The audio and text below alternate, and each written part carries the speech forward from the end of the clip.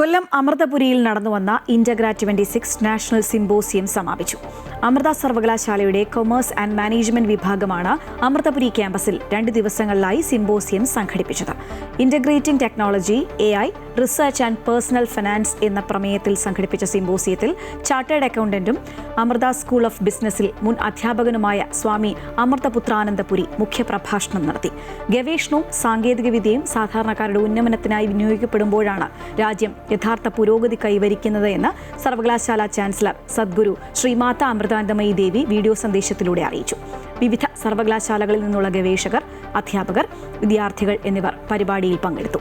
School of arts and humanities vice പ്രിൻസിപ്പലും വകുപ്പ് മേധാവിയുമായ ഡോക്ടർ ഡയാന ദാസ് സ്വാഗതം ആശംസിച്ച ചടങ്ങിൽ Geojit financial services chief investment strategist doctor Vijayakumar, Thrippunithura government college commerce വിഭാഗം മേധാവി doctor KM Vineeth, doctor NV Madhusudan Kartha, SBI സെക്യൂരിറ്റീസിൽ നിന്നുള്ള പ്രതിനിധികളായ Prakash Sukumaran, Rajesh Gupta, Ashwin Ramani, faculty coordinator A Abhay Mon എന്നിവർ സംസാരിച്ചു.